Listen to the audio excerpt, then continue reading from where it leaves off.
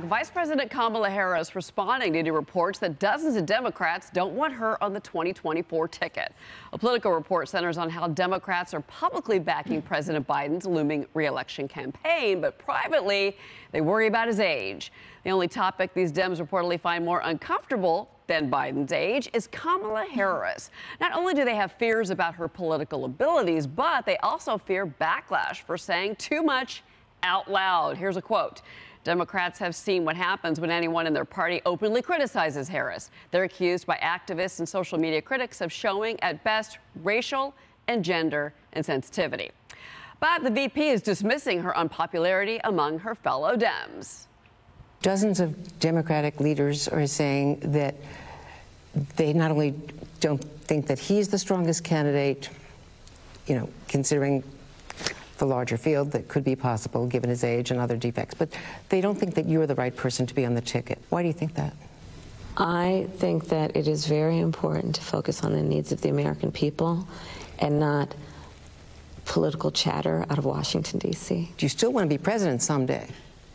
Joe Biden has said he intends to run for re-election as president, and I intend to run with him as vice president of the United States. Okay, Kennedy, so she goes on with NBC News, very friendly environment for her. Andrea Mitchell, of all people, looked like I'm surprised she didn't jump out of the chair and bite Andrea's face off after that question. She looked furious and very uncomfortable. If she went all Hannibal Lecter on her. Clarice. Clarice, have the lamb, stop screaming, Clarice. But here, people would have had so much more respect for Kamala Harris if Andrea Mitchell said, do you want to be president one day? And she went, desperately, with every fiber in my being, that's all I want is the top job. People would be like, yeah, baller. Okay, you know what? 5-point bump in her poll numbers, which are awful right now. They're at 39%. The president, whom people don't trust, don't have any faith in, and say very openly is wildly incompetent, he's at 45%. She is in her prime. She's just not good at her job. Wait, is she under 50 or over 50? Yeah. Sorry, Don Lemon. But that's true. I mean, think about it. I mean, her popularity is worse than Biden's. And remember, the White House has really pulled her back. I'm sure they thought that was going to be a slam dunk interview with Andrea Mitchell just now. Didn't work out so well. And notice her response. Kamala said, I want to focus on the American people, not the chatter. She didn't say I want to focus on my accomplishments. Why don't we talk about what I've done while in office? Because there are none. So she's pivoting to these blanket sound bites that are perpetuated and amplified by that left-wing media without actually saying something concrete. To your point, so she wants the box checked that finally I've made it to the highest office, finally I have the best position possible, without explaining to us why and how she's earned it. We know when we dig down, or actually you don't even need to dig at all to see exactly how she's not. But that's just like her boss also. And note how many across the political landscape refuse to say in print, in public, how awful they find her, how terrifying that prospect is. It is the ultimate would you rather. Would you rather have President Biden as president or Kamala? And that's like, you're like, I can't do this, I can't even answer.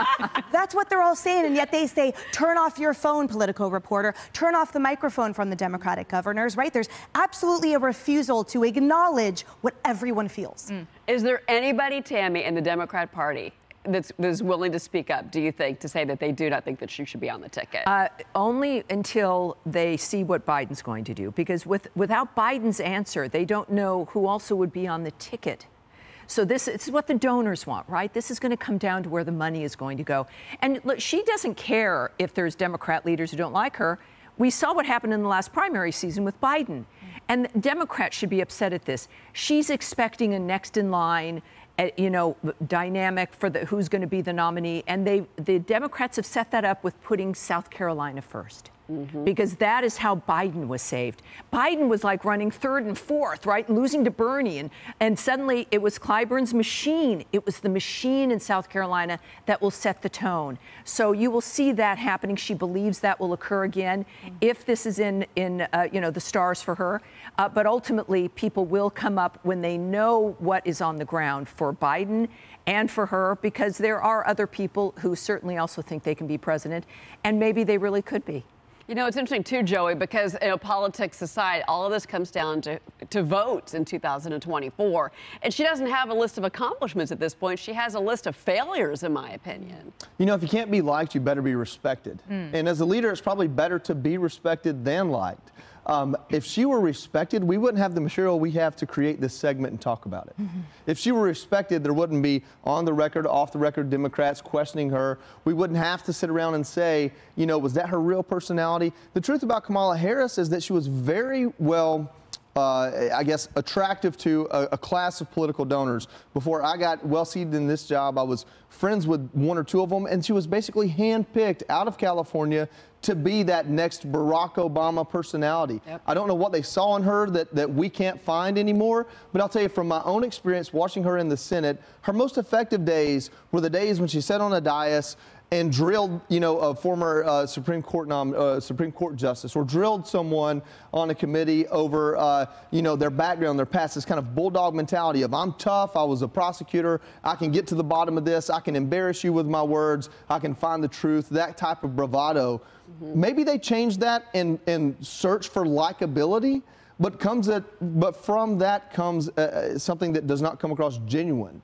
And we like genuine more than we like likable. If you don't believe me, Donald Trump was president. Well, you know, she disappointed me. I will say that. I know we have to run, but she disappointed me because she had this amazing opportunity. First female vice president. Amazing. First African-American vice president. I mean, wow, you know, breaking barriers. And what has she done with it? Nothing. She's kind of ruined it. Still looking for the root causes, I guess. Yeah, whoa, go Andrea Mitchell on that one. Hey everyone, I'm Emily Campagno. Catch me and my co-hosts Harris Faulkner and Kaylee McEnany on Outnumbered every weekday at 12 p.m. Eastern, or set your DVR. Also, don't forget to subscribe to the Fox News YouTube page for daily highlights.